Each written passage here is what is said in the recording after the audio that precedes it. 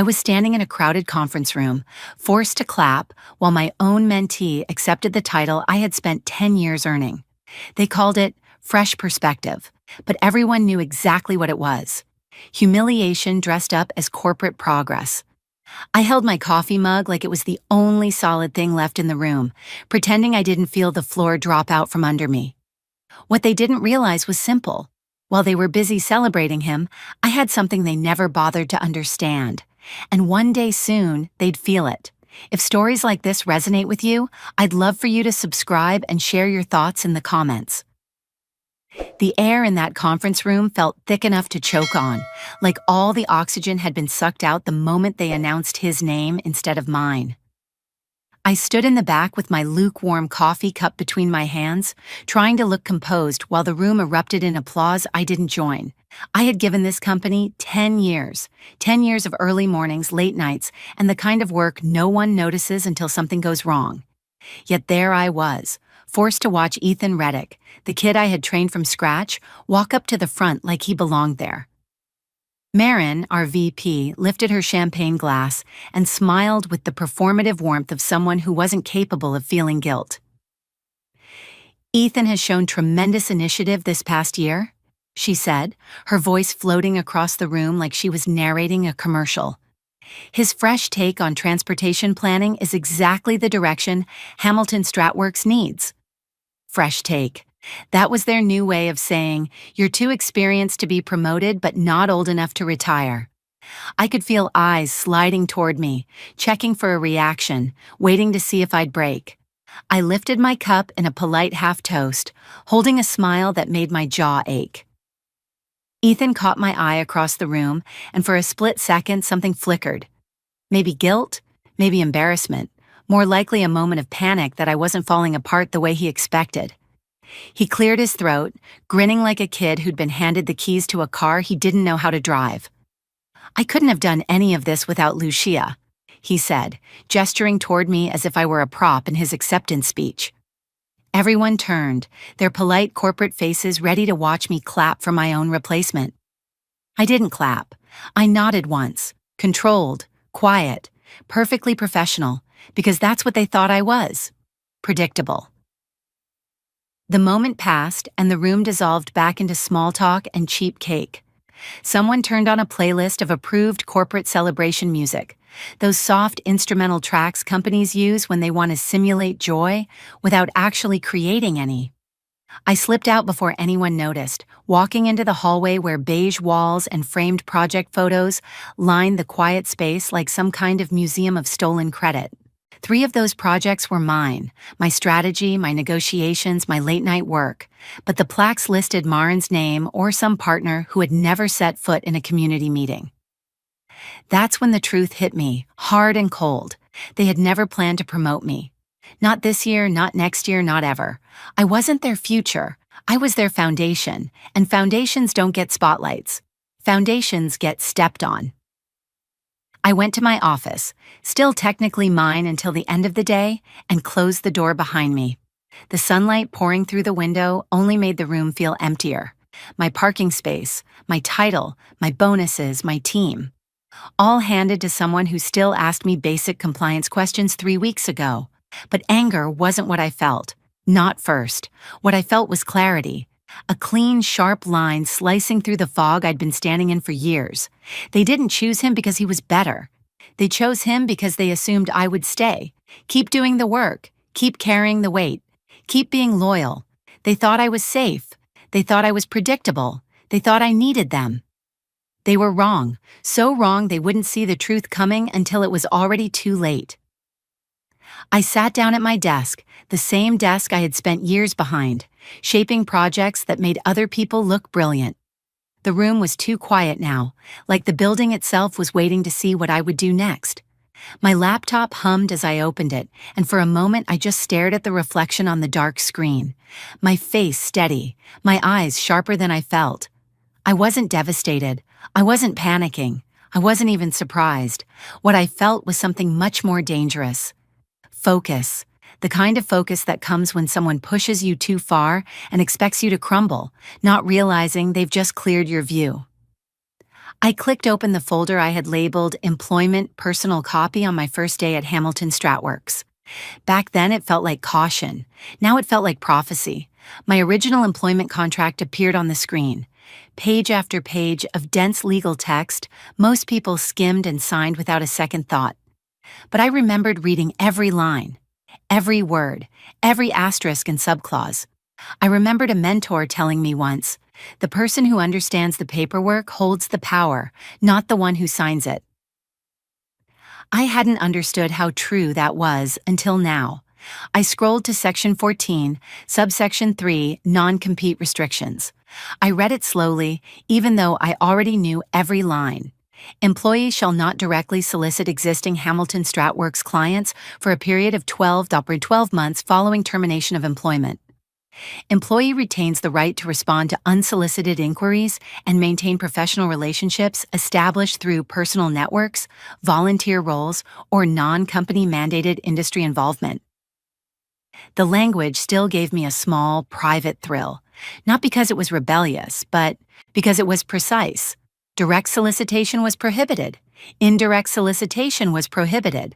But my relationships, my network, my reputation, those were mine. The company hadn't built them for me. They hadn't even helped. Most of the key agency leaders I worked with didn't care about the Hamilton brand as much as they cared about results, and I delivered those through community meetings, regional boards, volunteer committees, late-night planning sessions, and early morning rides to transit sites, all of it on my own time, and always through my own channels. I opened another file, a spreadsheet I kept hidden in personal cloud storage. I'd built it over 8 months with the quiet consistency of someone who sensed a storm long before the clouds formed. 21 agencies, each with renewal dates, funding cycles, compliance deadlines, and the names of decision-makers I had spent years earning the trust of. There was the Metro Transit Authority, whose director called me every January to review grant changes. There was Tri-State Infrastructure, where the CFO trusted me more than her own internal analysts. There was the Regional Planning Board, who once joked I knew their zoning models better than their staff. Each row on the spreadsheet wasn't just data, it was history, conversations, site walks in freezing weather, budget revisions over cold sandwiches, explanations given in plain English so boards could vote without fear of misinterpretation. None of that belonged to Hamilton Stratworks. That belonged to me. As I scrolled through my notes, I realized something simple, almost laughable. They had no idea what they had just done. They thought promoting Ethan was a power move. They thought I would be hurt, maybe angry, but ultimately compliant. They thought a title could replace a decade of credibility. They thought relationships were corporate assets instead of personal investments. I leaned back in my chair and let the understanding settle. They assumed the clients belonged to the company. They assumed I was an employee, not an ecosystem. They assumed wrong. I pulled up my personal email and scanned through old messages, invitations to roundtables, planning committees, and advisory boards. My name was on every list. Not because Hamilton submitted it, but because I volunteered, I showed up, I contributed. These weren't company relationships, they were Lucia relationships. And if the people who trusted me reached out, if they called, emailed, texted, sent a signal of any kind, I had every legal right to answer. No solicitation, no poaching, just availability, just competence, just truth. A gentle knock sounded at my door, snapping me out of my thoughts. Ethan's voice floated through, nervous and unsteady. "Lucia, can we talk?" I didn't answer. I didn't move. I let the silence sit heavy between us until finally his footsteps faded away. He had no idea he had already lost more than a conversation. While he was upstairs, enjoying his new title, I was sitting in my office holding something infinitely more powerful: preparation. And preparation, when combined with betrayal, wasn't just motivation, it was ammunition. They thought they had ended my rise. What they didn't realize was that they had just triggered it. The moment Ethan's footsteps faded down the hallway, the silence in my office shifted. It no longer felt like the quiet after humiliation. It felt like the quiet before movement, like the seconds when a chess player lifts a finger from a piece because the next 10 moves are already decided. I opened my spreadsheet again, but this time, instead of scanning for comfort, I studied it with intention. Each row represented more than a client. Each agency, each contract, each relationship was a piece of leverage Hamilton Stratworks had never truly controlled, not in the way they believed. Metro Transit Authority, renewal in 42 days. I'd been their primary strategist for 6 consecutive grant cycles. I knew which federal guidelines confused their legal team, which budget constraints made their board nervous, which compliance reports they feared publishing late. Tri-state infrastructure, committee vote in 53 days. I was the one who'd helped them navigate their last environmental impact study when the state threw them a last-minute curveball. Their CEO still had my personal number saved under a nickname he thought I didn't notice. The Fixer. Regional Planning Board. Annual review in 61 days. I didn't just attend their meetings, I shaped them. I translated legal jargon, built timelines, and helped craft proposals that avoided political traps the company didn't even know existed. 21 agencies, dozens of decision makers, hundreds of hours documented in my notes collected at community workshops, transportation summits, cross-agency collaborations, and weekend events Hamilton never sponsored but gladly took credit for. I scrolled to the far right, a column labeled Continuity Risk. I had color-coded each cell months ago. Red meant the client would likely walk if I ever left. Yellow meant they might hesitate but trust me enough to reach out. Green meant the relationship was loose, not foundational. Out of 21 agencies, 15 were red. 15, that wasn't an accident. Hamilton had always assumed their size protected them. They believed branding was enough, that their name carried the work. But in our field, agencies didn't hire a name. They hired a mind. A steady hand that knew the difference between theoretical planning models and what would actually survive a public hearing. I thought of the executives upstairs celebrating Ethan, a young man who still struggled to read the political subtext of a zoning controversy. They wanted fresh perspective, but fresh perspective wouldn't save them when the next funding audit landed on their desk. Fresh perspective wouldn't know which council member always demanded transit impact projections 2 weeks early. Fresh perspective wouldn't know that one wrong line in a planning report could trigger a state review that would stall a project for 6 months. I knew all of that, and so did every agency on my list. I minimized the spreadsheet and opened a second document, one even fewer people knew about. A simple timeline, dates, milestones, deadlines, all tied to each agency's renewal and project cycles. I had built it over the last year, not out of malice, but out of survival. I'd seen the signs long before today. Fewer invitations to leadership meetings, younger consultants pushed into spotlight roles, Marin using the phrase next generation like a weapon. The betrayal didn't start today. It culminated today. I leaned forward, elbows on the desk, letting the weight of the truth settle in my chest. They had celebrated Ethan like a prize, but they had overlooked the most basic rule in our industry. You don't sideline the architect of your relationships and expect the structure to hold. They were so focused on the optics of a promotion that they didn't notice the foundation shifting underneath them. I closed all my files, exhaled slowly, and felt something calm and resolute settle into place. I didn't need to destroy them. I just needed to let gravity do its work. By the time I closed my files, my decision was already made. It didn't arrive with drama or trembling hands. It arrived with the steady certainty of someone finally walking through a door that had been open for years. I pulled up a blank email and typed my resignation letter in less than 3 minutes. No emotion, no explanation, just a clean professional statement. I will be resigning effective in 2 weeks in accordance with my contract. I read it once, clicked send, and felt nothing but an almost physical release, like a knot that had lived below my ribs finally unraveled. 5 minutes later, my phone lit up with a call from HR. Carol's voice came through brittle and urgent, the tone people use when they're trying to prevent a fire they can already smell. Lucia, I need to confirm, you actually intend to resign? I kept my voice calm. Yes. A long pause crackled on the line. I could picture her scrolling through my file, seeing the exceeds expectations ratings, the leadership praises, the projects that carried the department every quarter. Is this about the promotion decision? She asked carefully. Because if you need space to talk.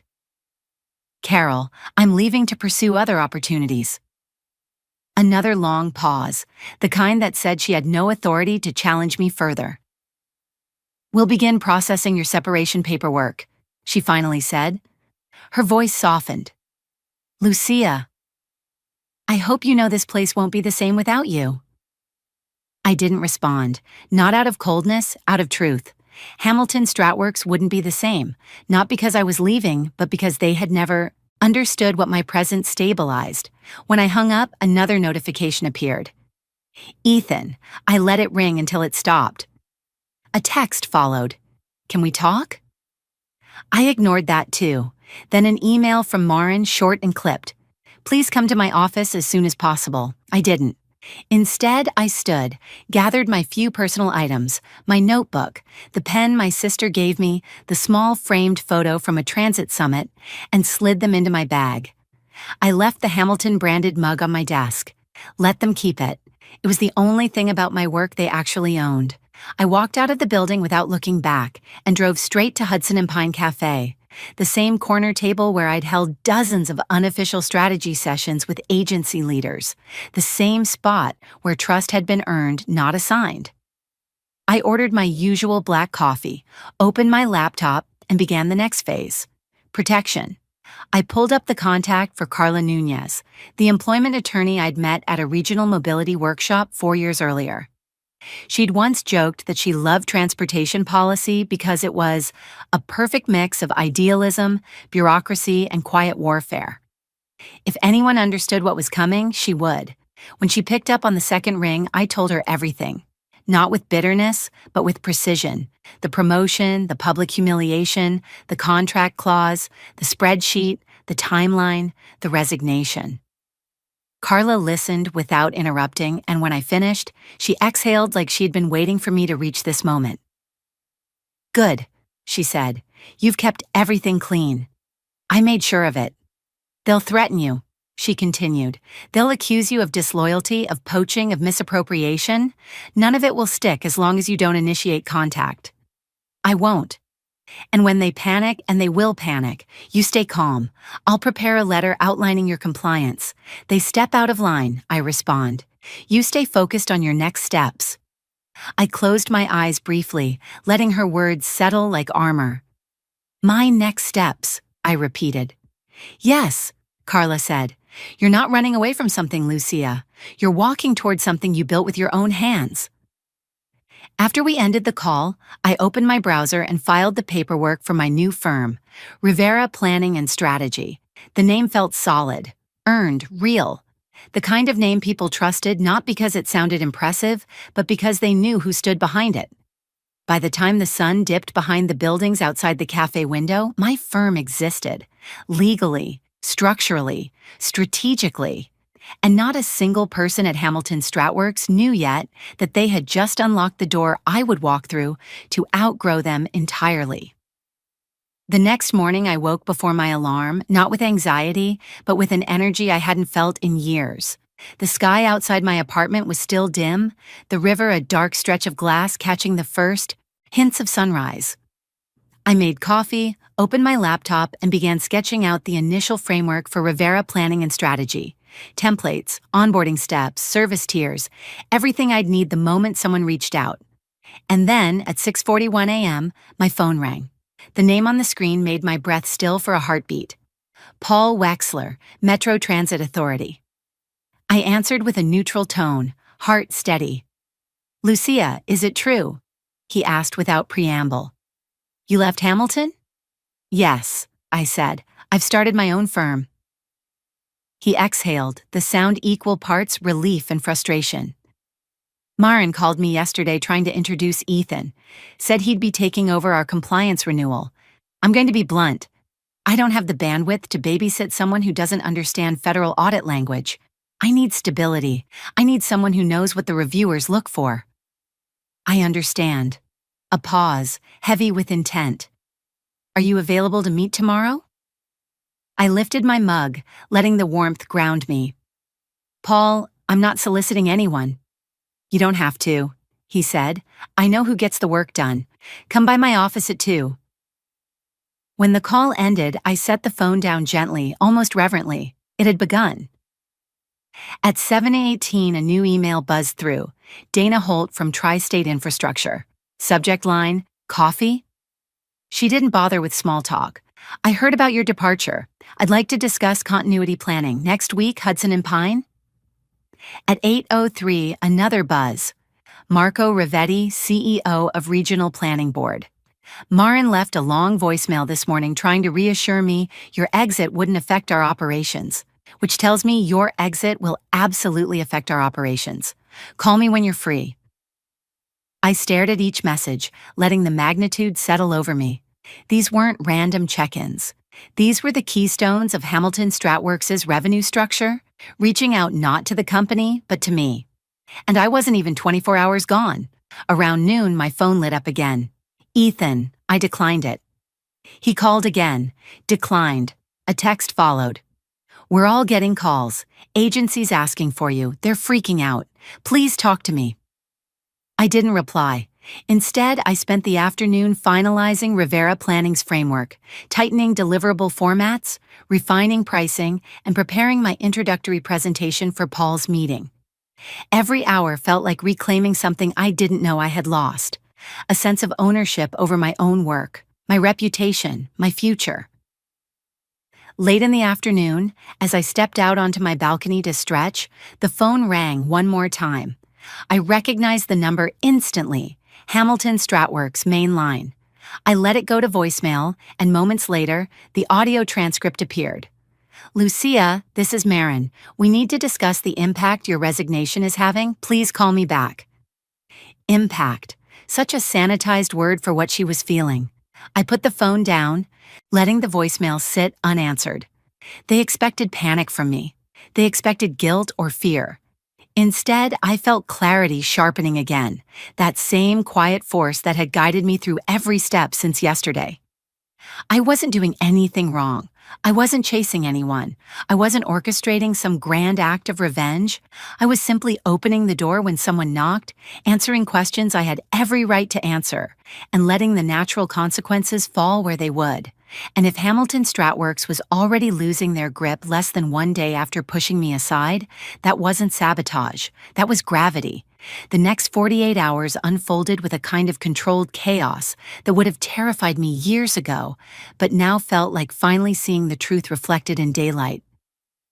Thursday afternoon, I walked into the Metro Transit Authority building with my binder tucked under my arm, and a calmness I couldn't fake if I tried. Paul met me in the lobby with a handshake that told me everything before we even sat down. I want you on our renewal, he said. Direct engagement. No middle layers, no corporate fluff, just your expertise. We spent an hour reviewing compliance gaps, funding cycle changes, and the timelines we needed to hit before the audit window. When I left, the contract was mine pending final signatures. It didn't feel like a victory dance. It felt like correction. A system realigning itself around competence the way it always should have. By Friday morning, that correction was spreading faster than I expected. Dana from Tri-State had already drafted a scope outline for me to review. Marco requested a preliminary assessment for their upcoming zoning vote. And as all of this unfolded, my phone filled with missed calls from Ethan. 8 missed calls on Friday alone. When I finally checked the voicemail transcripts, I saw panic threaded into every message. Lucia, can you please call me back? They're asking why you left. Lucia, Marin needs to talk to you urgently. Lucia, the board wants an update. Please just tell me what to say. There was a time when I might have felt sympathy. Then I remembered the moment he stood in that conference room and accepted the job he knew I'd earned. He hadn't looked guilty. He'd looked relieved. Now he was drowning, and I wasn't responsible for teaching him how to swim. The first real crack in Hamilton's facade arrived at 2:11 p.m. on Friday. A certified email from their legal department. Subject line, Notice of concern regarding client interference. I opened it slowly, half expecting some kind of smoking gun accusation. Instead, it was a collection of thinly veiled warnings, legal fluff, and the same misinterpretations of my contract I had been expecting all week. They hadn't even bothered to hide the desperation. 10 minutes later, I forwarded it to Carla. Within the hour, she had drafted a response that read like a scalpel. Precise, methodical, cutting through every claim with documented proof of my compliance. When she sent me a copy, she added a note. They're scared. On Saturday morning, as I finalized Tri-State's proposal, my phone rang again. This time it wasn't Ethan or HR. It was Marin herself. I let it ring until voicemail picked up. 30 seconds later, the transcript appeared. Lucia, we need to have a conversation about the disruptions your departure is causing. This is critical. Call me as soon as possible. Disruptions. That word made me smile for the first time in days, because Hamilton Stratworks had built their empire assuming I was part of their structure. But I had never been part of their structure. I had been the structure, and now they were finally learning what happens when you remove the foundation. Within a week, Rivera Planning and Strategy had 3 signed contracts, 2 more pending, and a waiting list of agencies asking for meetings. Hamilton? They had panic calls, confused consultants, and a future cracking open right beneath their polished floors. I didn't need to take anything from them. All I had to do was step away and watch what had always been unstable finally collapse under its own weight.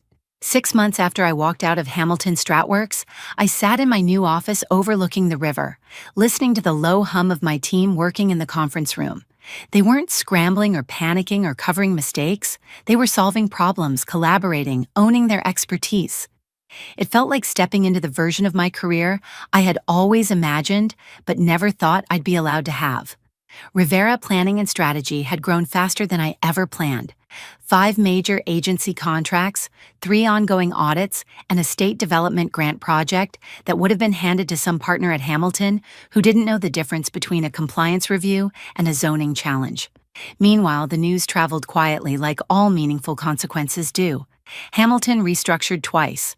Their municipal division, the one I had built with years of sweat and late nights, was dissolved. Ethan was reassigned, then eventually exited, and then one morning his email arrived. Short, honest, almost painfully human. I wasn't ready, I see that now, I'm sorry. I read it twice, then wrote him back a single line. Keep learning, not forgiveness, not bitterness, just truth. A year later, when Paul emailed me a photo of the fully approved transit expansion stamped with a unanimous vote, something settled inside me. Not triumph, not revenge, just vindication. The quiet, steady kind that doesn't need applause. People ask why I left Hamilton. I give them the professional answer, but the real answer is simple. They handed my future to someone else, so I built a future they could never touch. Looking back on everything that happened, I've come to understand that the real lesson in my story wasn't about proving someone wrong. It was about finally choosing myself. For years, I believed that loyalty, competence, and hard work were enough to protect me. I thought if I just kept delivering results, people would eventually recognize my worth. But the truth is, in many workplaces, recognition isn't earned, it's allocated. And sometimes it's allocated to people who haven't put in the years, the sweat, or the sacrifice. What changed everything for me was realizing I didn't need to stay where I wasn't valued. I didn't need to fight for a seat at a table built on politics and favoritism. I could build my own table. And in life, that applies far beyond work. We all reach moments when we must decide whether to keep shrinking ourselves to fit someone else's expectations or step into the space we've earned. My revenge wasn't about destruction, it was about alignment. I didn't wish harm on anyone. I simply stopped holding up a structure that was never built to support me. And when I stepped away, the cracks that had been there long before me finally showed themselves. Sometimes forgiveness is self-liberation, and sometimes silence is the sharpest knife, not because it wounds others, but because it frees you to walk into a life with more dignity than anger could ever offer. How to get started today. Review the areas of your life where you feel undervalued or overlooked. Identify one skill or relationship you've built that truly belongs to you. Take a small step toward independence, an update to your resume, a conversation, a new boundary.